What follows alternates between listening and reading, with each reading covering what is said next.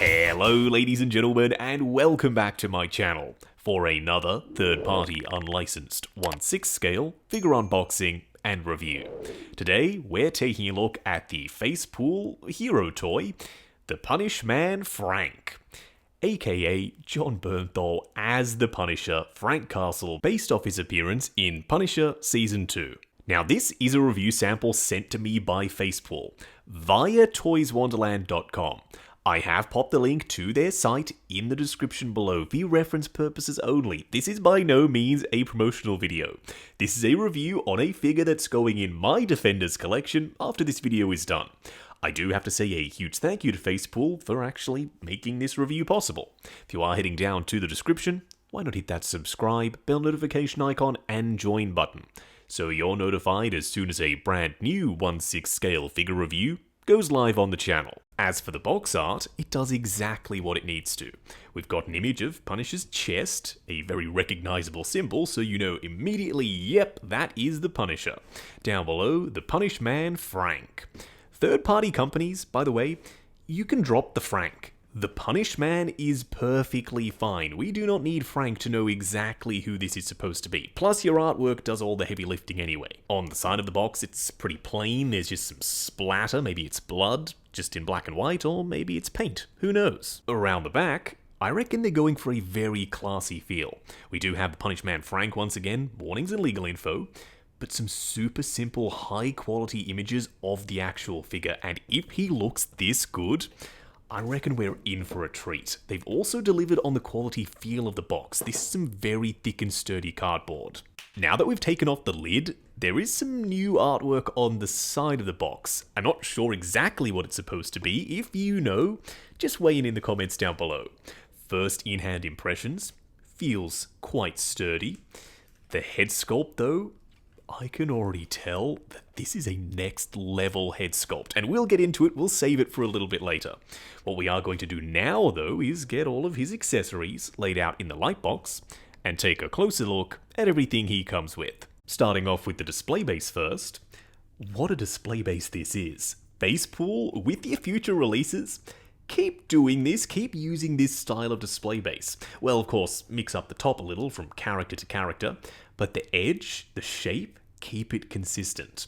Why do I like this display base so much? First of all, it's nice and low profile, relatively hefty and sturdy. The detail is beautiful. We've got cracks and crevices for the concrete flooring and a manhole cover with this patina wash on the surface, and it's metallic. But it's not any of that. It's the fact that this looks like a miniature shrunk down J&D style display base, the square shape and all. They even have the multi-layered step down edge, just like a J&D display base has. Up top, we also have a waist clamp for some reason. Facepool, going forward, ditch the waist clamp, crotch grabbers, they're perfectly fine. Or even better, pop some magnets in the base. He does come with a bouquet of flowers, maybe for Karen, maybe for someone else, I don't know. They've got this crinkly plastic around the outside. It feels like how a bouquet of flowers would feel if you bought them from the supermarket. There's a ribbon down below. The stems are made of this harder plastic, whereas the flowers themselves are a little bit more soft and rubbery. There's even some shading around the edges. For 1/6 scale flowers, they look great. I don't want to spend too much time on the outfit options now. It's boring, we'll look at them on the figure. Just know that we also have a removable hoodie and a removable black jacket. This M4 at first glance, it looks pretty simple, right? It's a sculpted plastic thing in the shape of an M4, but it's so much more than that. First of all, there's all this printed detail on the surface, including the M4 name, so we know that's what it is. You've got this sling that can be adjusted with this clip down below and various buckles. You can also pull back the loading mechanism, and when you open up the bullet ejection port, you can see the mechanism working on the inside. That's crazy! You do have some subtle silver dry brushing around the edges. Not too much, and it certainly is not overdone. Just shows a little bit of wear and tear. You can remove this magazine if you want, and you have multiple different styles, all with painted bullet detail. This one has this straight edge down the bottom, which I like, whereas this one is a little bit more curvaceous, and it's done in this gunmetal colour rather than the black of the original. So 3 different magazines for the M4. For some of his smaller accessories, let's start off with the 1911. And I know it is a 1911 because it's sculpted on the surface. Thank you, Facepool. Usually I get confused between the Browning High Power and the 1911. Not this time, I know exactly what this pistol is. There's this mottled texture on the surface to mimic oil stain on metal. We've also got some silver dry brushing on the edges.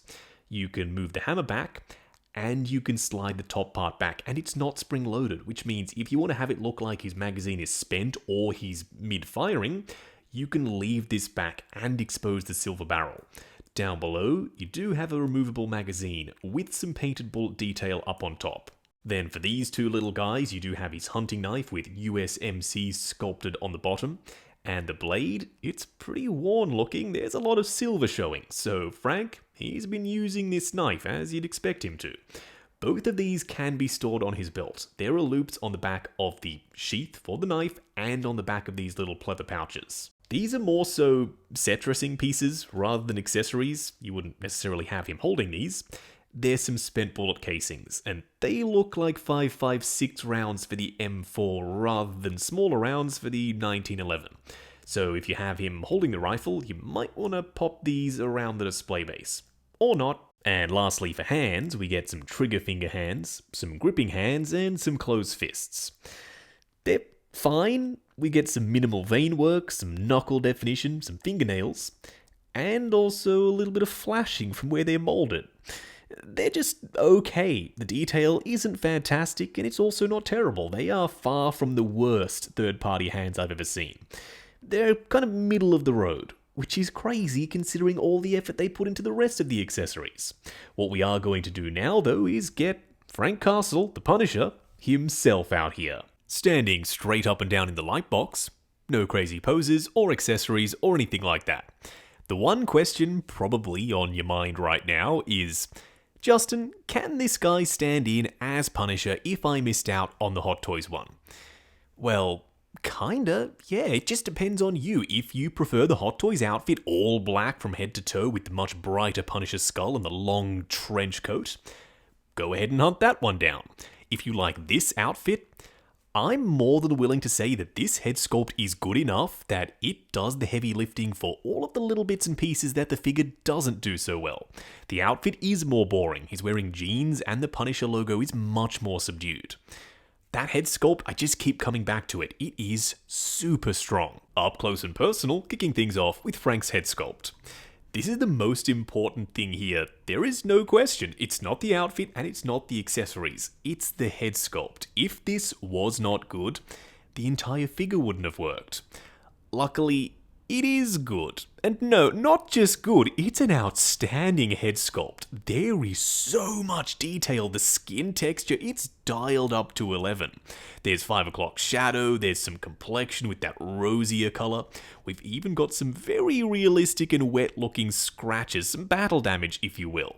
He's got the furrowed brow, you can tell he has seen some shit. He's got some wrinkles on his forehead. And the likeness to John Bernthal with the ears flared out, the haircut with this little shading, the fade. It's all there. I love this head sculpt. In fact, I like it even more than the Hot Toys one. Up until today, the Hot Toys one was the clear winner. Compared to Facepool, I'd say that the Hot Toys one looks like the third-party head sculpt.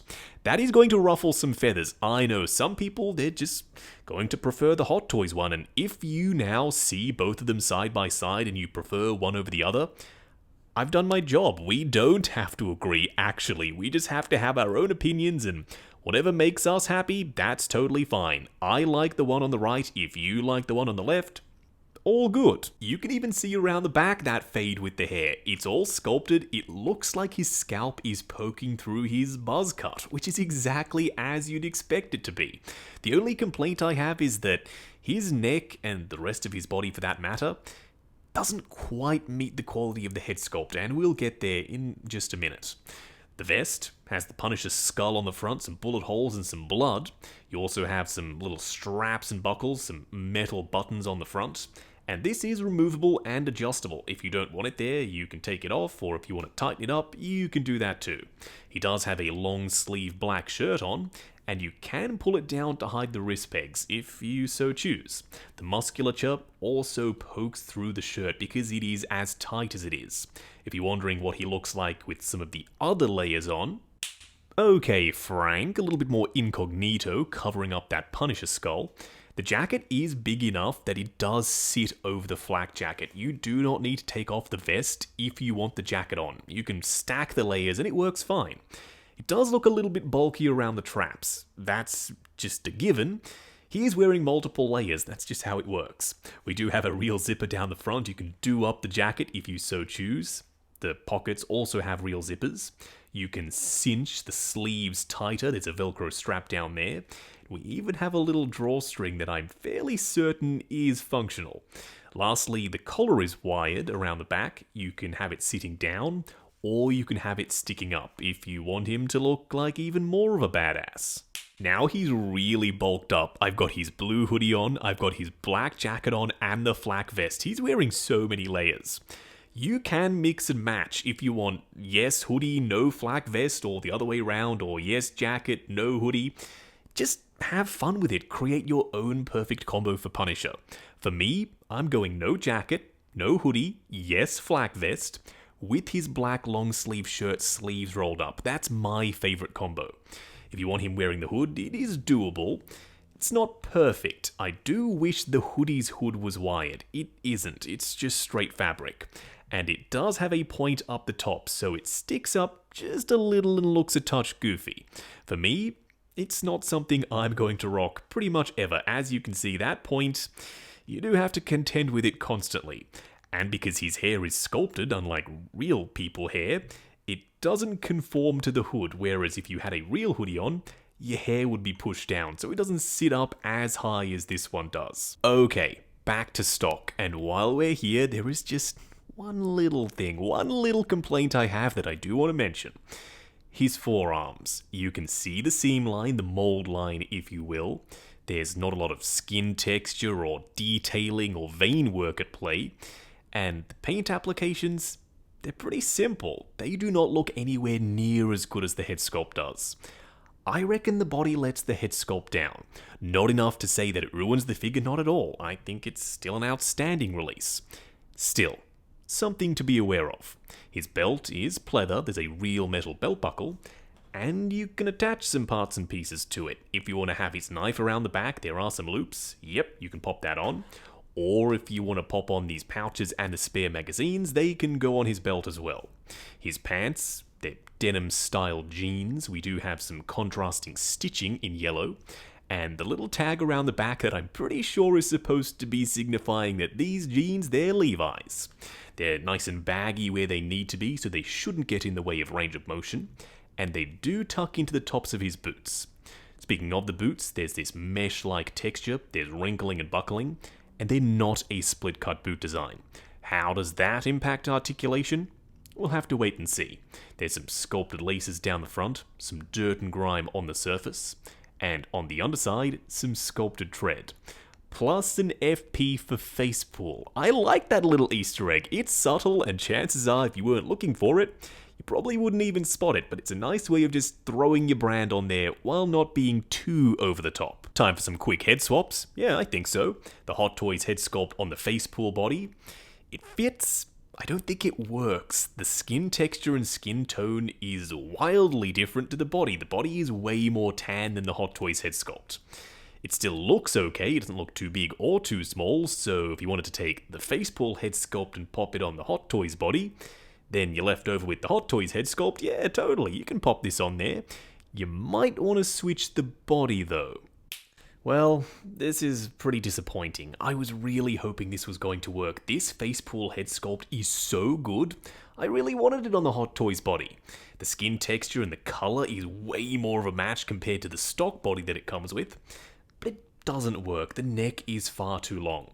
That's not to say you can't do some mods and get it to work. Out of the box, just popping it on there, I don't think this is a possibility for the display. At least, not me personally. For a quick side-by-side comparison, on the left, Facepool Frank, and on the right, Hot Toys Frank.